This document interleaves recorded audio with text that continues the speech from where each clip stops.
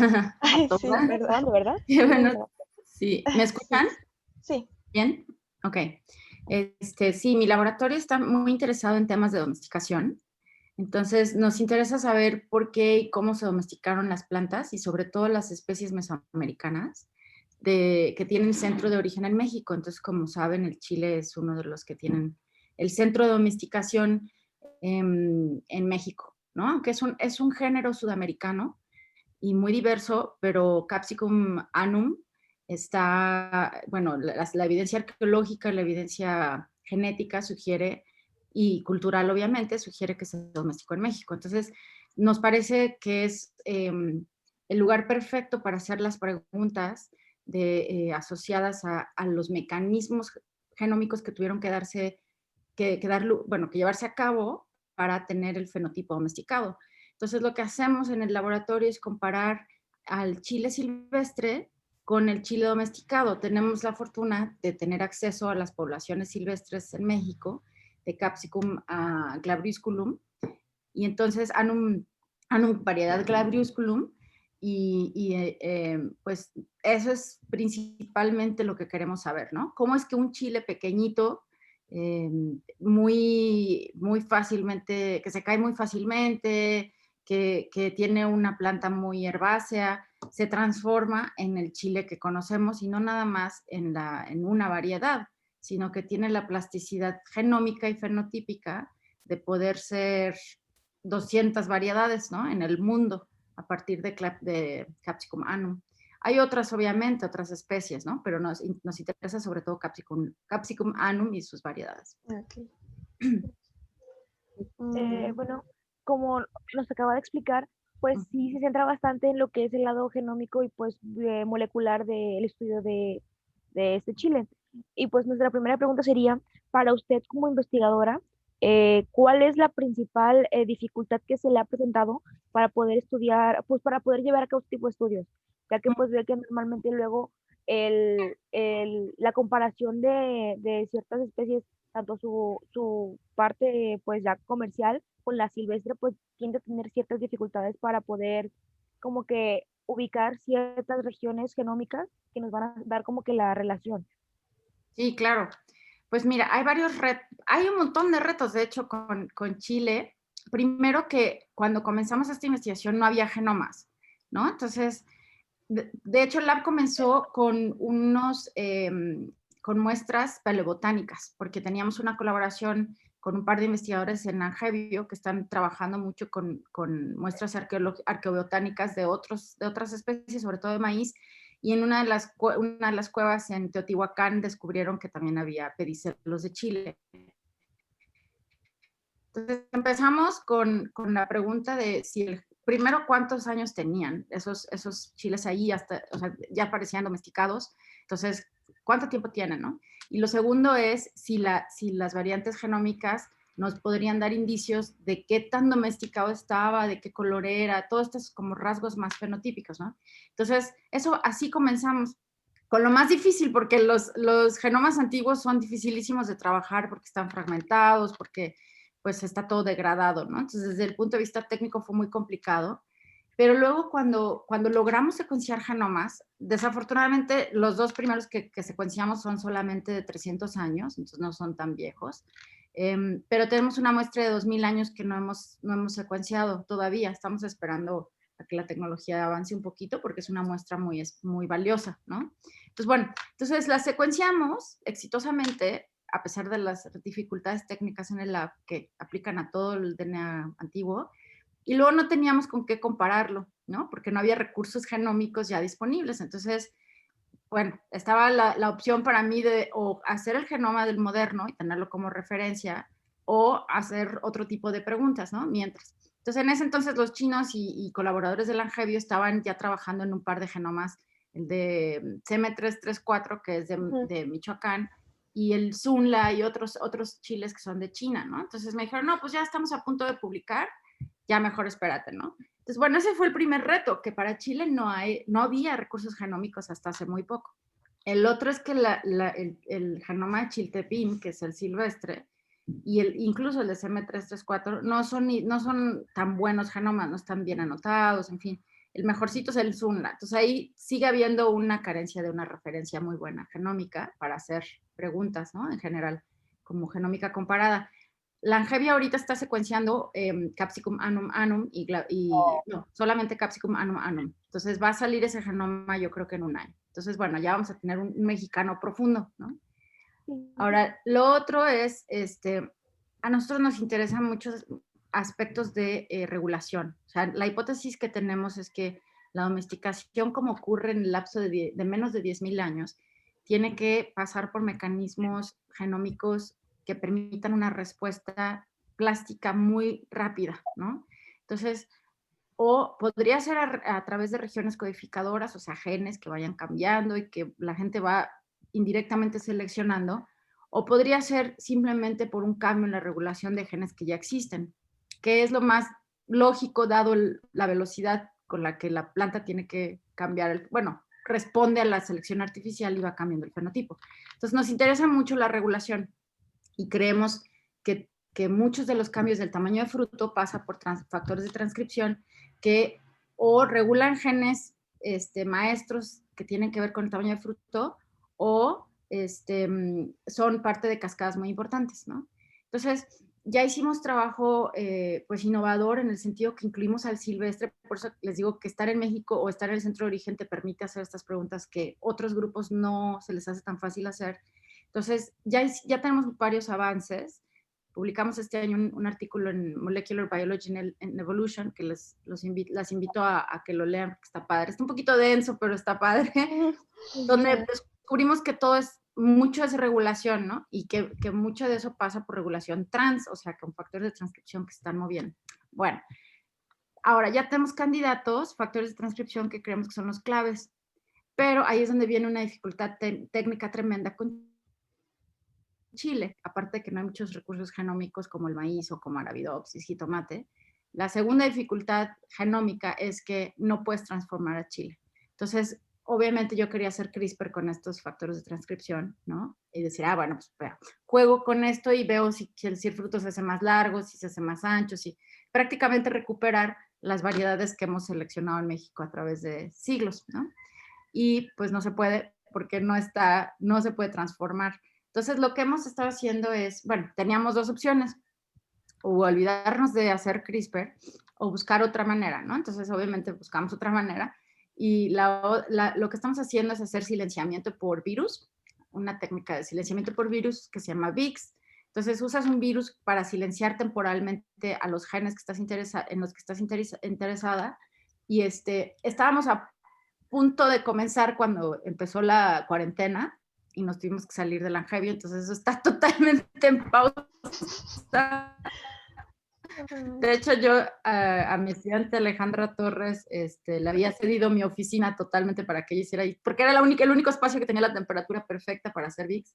En fin, entonces ahí estamos en pausa, pero VIX, el problema es que son mutaciones transitorias, entonces no podemos verlo a través del tiempo, tienes que repetirlo, etcétera, ¿no? Entonces es un reto.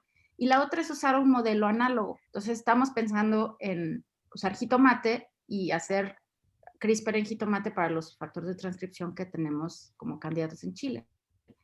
Ahí la pregunta mágica es si, aunque tengamos los candidatos, las redes de interacción de genes en jitomate puede ser distinta. Entonces, aunque quieras noquear o editar un candidato, no sabes cómo está interactuando con otros genes en jitomate, ¿no? Entonces, lo que hemos estado haciendo en esta pandemia, mis estudiantes, Eric Díaz, Alejandra Torres y ahorita dos chicos de rotación, están construyendo redes de coexpresión con base en transcriptomas, ¿no? Como para hacer ciertas predicciones de cuáles sí, cuáles no. Y la buena noticia es que hay muchos conservados, muchos factores de transcripción conservados entre chile y jitomate que tienen que ver con fruto, y ahorita estamos en proceso de hacer las redes. Bueno, entonces, pero todo esto es sin un genoma de referencia mexicano bien anotado todavía. Entonces, usamos mucho el jitomate como modelito, ¿no? O sea, como análogo. Entonces, esos son como los retos. Ya me eché un súper discurso, pero esos son los retos. No hay problema. Les quería dar contexto para que entendieran por qué son retos. Y hay otro reto más, chicas, que fue el más grande al principio, que la comunidad mexicana, bueno, ya mejoró, porque ya llevo 8 años en Langevia, ¿no? Desde que regresé del postdoc. pero cuando llegué a México quería trabajar con cultivos mexicanos, ¿no? Entonces tenía yo un colega ahí en Argevio que trabajaba con maíz, que ahorita ya se fue a Estados Unidos, y me decía, vamos a trabajar con maíz. Y a mí me dio un poquito de flojerilla porque dije, ay, pero todos trabajan con maíz, ¿no? O sea, vamos a hacer algo que no hayan hecho, ¿no? Es más emocionante biológicamente hablando. Pero bueno, total que me metí a trabajar con maíz y resultó que no me gustó porque no se me hacía suficientemente emocionante a pesar de que hay muchos recursos genómicos, ¿no? Bueno, entonces dije, no, ya sé, Chile está padrísimo por la diversidad fenotípica. Entonces esa pregunta la tengo desde el inicio, ¿no? O sea, ¿cómo surge esta diversidad fenotípica tan rápida? Y la dificultad más difícil de sortear fue el hecho de que los científicos mexicanos trabajando en genética o en fenotipos de Chile no querían compartir, ¿no? O sea, no me querían dar datos, no me querían dar información, no me querían compartir colecciones. Y yo dije, bueno, o sea, entonces tengo que empezar desde cero cuando yo lo que quería era colaborar, ¿no? Obviamente no quería quitarle nada a nadie, pero había una desconfianza tremenda en la comunidad científica mexicana para colaborar, ¿no? Y pues son personas que sí, en efecto, han dedicado toda su vida a, por ejemplo, hacer una colección de Capsicum, ¿no? Muy bonita, o estar midiendo fenotipos o reacciones, o pues sí, fenotipos sobre todo, ¿no? Entonces entiendo que el esfuerzo les costó, pues así como nos cuesta a nosotras hacer toda esta parte genómica, ¿no? Pero sí fue muy sorprendente para mí que hubiera una cerrazón total, ¿no? Entonces ahí lo que tuve que hacer fue ir a colectar todo, porque dije, bueno, pues, yo lo que quería era pues, ya trabajar con colecciones, ¿no? Porque digo, ¿para qué voy a colectar más si aquí están las colecciones?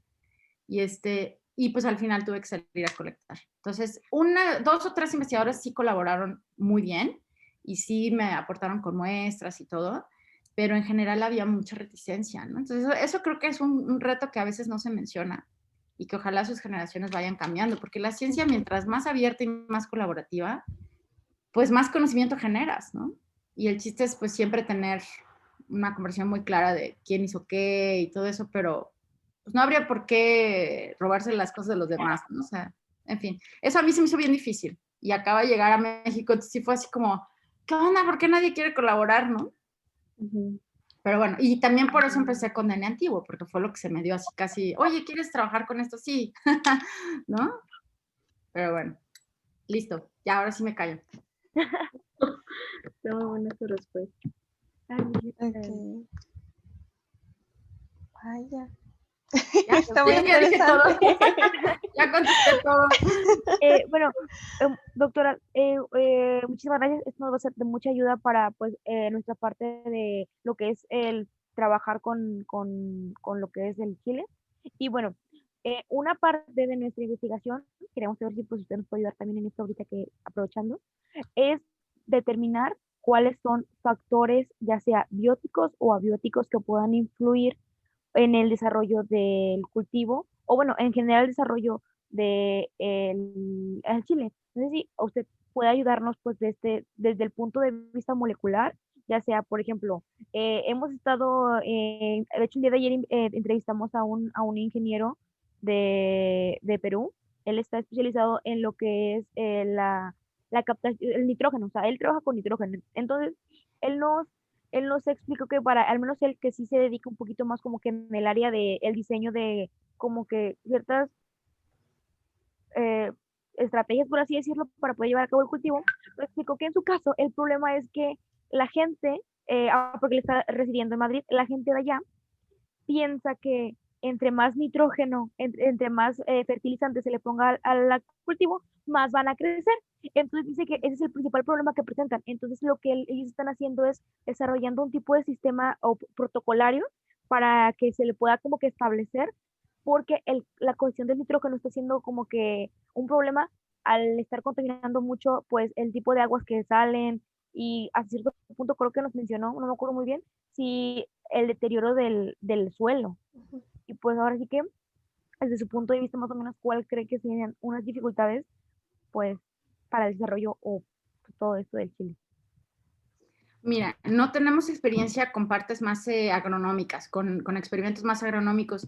Teníamos pensado hacer para esto, para ver la expresión de ciertos factores de transcripción que tenemos, así como los claves, teníamos pensado hacer un experimento de invernadero con nitrógeno y fósforo, que sabemos que interactúan a nivel genético en las plantas, sobre todo en raíz. Ya hay varios genes bien identificados como FO1 y otros. De hecho, trabajé en eso como parte de mi postdoc, pero en Arabidopsis. Entonces, no tiene nada que ver. Ese trabajo lo hice en NYU, en la Universidad de Nueva York. Pero bueno, ahí hay una interacción muy interesante que explorar en Chile. Además de que algunos de los genes que encontramos como posibles jugadores en la domesticación en general, o sea, ¿por qué digo en general? Porque difieren mucho entre silvestre y cultivado, entonces son únicos del domesticado, ¿no? Son genes asociados a tolerancia biótica, justamente lo que estás diciendo, ¿no? O sea, nutrientes y demás, pero no les hemos dado seguimiento experimentalmente, entonces no tendría una respuesta en ese plano. Lo que sí te puedo decir es que en otro proyecto que estoy trabajando con la UNAM, con Avio y con la Universidad de Vermont, para evaluar el papel de los microorganismos en la producción. Ahí sí es con maíz. Sí es con maíz, pero no le digan a nadie, no es pero la idea es transferirlo, ¿no? Ahorita estamos usándolo como modelito, pero bueno, el punto es que ahí lo que estamos viendo es el papel de los microbios en la regeneración del suelo. Y desde un punto de vista, yo estoy aportando, como tengo otra línea de investigación donde estoy muy metida en microbios, con cícadas, estoy aportando la parte funcional para entender el papel de los microbios en la regeneración del suelo y precisamente para evitar el uso de fertilizantes y todo eso. Pero es como muy indirecto, todavía no tenemos nada para Chile, ¿no? Ese trabajo se concentra sobre todo en comparar variedades de maíz nativo con variedades híbridas y tengo un proyecto ahorita esperando financiamiento en la misma pregunta, pero en la milpa, o sea, maíz, calabaza, chile, ahí sí está Chile. Y me interesa muchísimo ver la expresión o sea, ver los cambios regulatorios en milpas, o sea, cuando el chile está viviendo en la milpa con su consorcio de otras plantas con las que se ha coadaptado durante al menos 5,000 años y afuera de la milpa. Y todo tiene que ver con esa pregunta que me haces, pero ahí todavía no tenemos ni financiamiento, imagínense. Entonces todavía está así como súper apenas va empezando, sí. Pero es interesantísimo, obviamente ese es el tipo de cosas que hay que empezar a explorar ya en términos más aplicados, ¿no? Ya una vez que entiendes la genómica, te puedes regresar a problemas agronómicos. Muchísimas gracias, la verdad. ¿Alguna otra pregunta, Katia? Pues creo que sería todo, Disculpe, respondía todo. disculpe, doctora, a mí se me acaba de ocurrir una pregunta y Claro. pues no sé si me puede ayudar. Se supone que uno de los mecanismos de defensa que ocupan, al menos en Chile, es el generar los capsaicinoides, de que pues a partir de ellos, pues por lo que hemos leído, ellos hacen que los animales, o pues sí, como que no se los coman, por así decirlo. Eh, esto pues desde un punto de vista pues sí, genómico, se puede como que maximizar o minimizar a modo pues igual como posible variante en un futuro comercial, porque ve que hoy en día pues buscan que los chiles piquen más y piquen más. Sí, sin duda. Lo que pasa es que la vía de capsaicinoides es muy, no es que sea compleja, lo que pasa es que tiene enzimas muy generales. Entonces, el problema de eso es que buscas los genes y pues salen 80,000 genes asociados y no sabes muy bien cómo es o sea, sí, los elementos de esa vía son tan generales que es bien difícil decir, a ver, esto es lo que es único de Chile, excepto los dos últimos genes, hay uno que todavía es un candidato. Ah, ya vi que lo pusiste, le hiciste el upgrade. Si no, me puedes cambiar a mí a host. Hay ciertos candidatos que se sabe que son los targets para la capsaicina, para el contenido de capsaicina. De hecho, Neftalí Ochoa ahí en la unidad de Irapuato trabaja mucho con ese tema. Tiene mutantes interesantes no, ¿cómo se llama? Ya se me fue el nombre del gen. Pero bueno, tiene mutantes interesantes y en teoría pues claro, si le cambias la regulación, pues podrías sobreexpresarlo, ¿no? Ahora, no siempre es sobreexpresión, a veces es regulación a la baja. Eso también es algo que encontramos nosotros interesante, que más bien apagas vías, ¿no? Que se están expresando constitutivamente en el silvestre y en el cultivado las apagas y se expresa el rasgo, ¿no? Que de otra manera no le conviene al silvestre. Por eso, con lo que decías al principio, ¿no? Hay una cierta ventaja adaptativa de ser picante, según creemos, pero todavía pues está poco claro, no está demostrado, ¿eh? Eso es algo que también está bien, bien bonito como pregunta, ¿por qué pican los chiles? Y entonces sería una cuestión de verlo en términos más de redes de coexpresión otra vez, ¿no? Y que ya que se tengan los candidatos, pues sí, sobreexpresar o apagar, no sé cuál de las dos, ¿no? Ahora, la dificultad es que si están en trans, si son regulaciones en trans, o hay cambios posttranscripcionales o metilaciones adicionales, pues por más que le subas o le bajes al factor a la regulación, no va a cambiar nada, porque ese es otro problema, ¿no? Que puede ser que lo que estamos viendo a nivel de pretranscripción, o sea, que todavía no tiene las modificaciones posttranscripcionales, pues después tengan otros cambios que no estás midiendo. Entonces ahí falta, por ejemplo, hacer metilomas en Chile, falta ver pues el papel de los transposones, en ver cómo cambian el fenotipo. Ahorita uno de mis estudiantes de rotación está explorando un poquito esa pregunta desde un punto de vista bioinformático.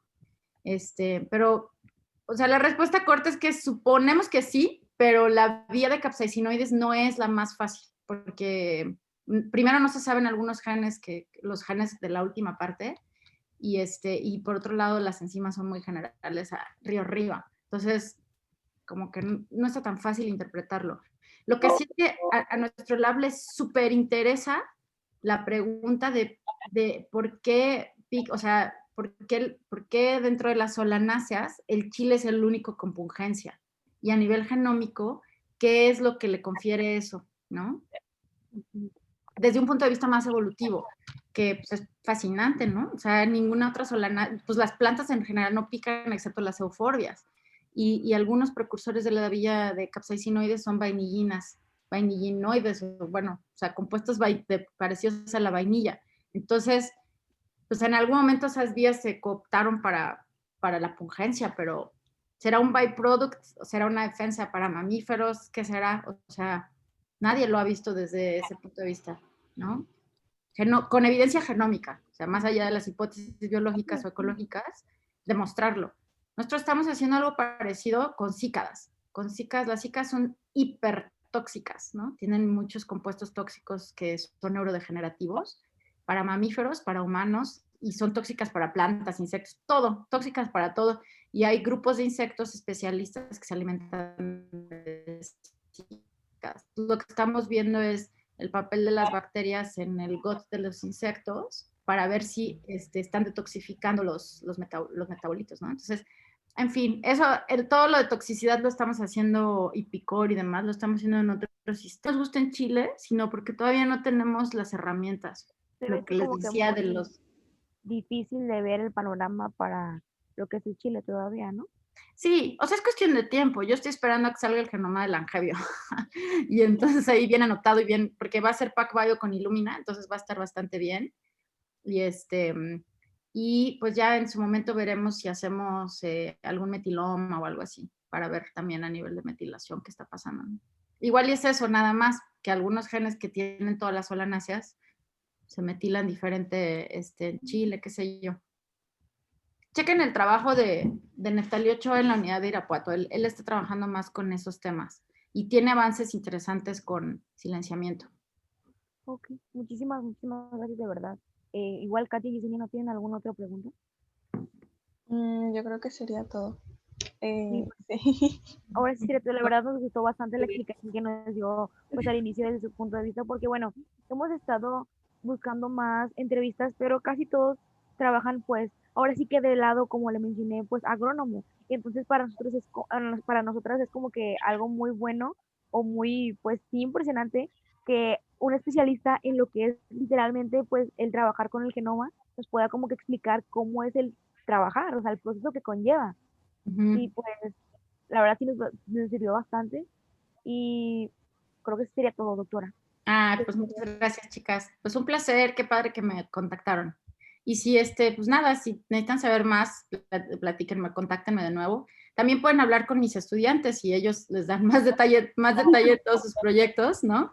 Y nada, pues sí, padrísimo. Muchas gracias a ustedes. Bueno, muchas gracias también Muchísimas gracias, doctora. por Sale. aquí.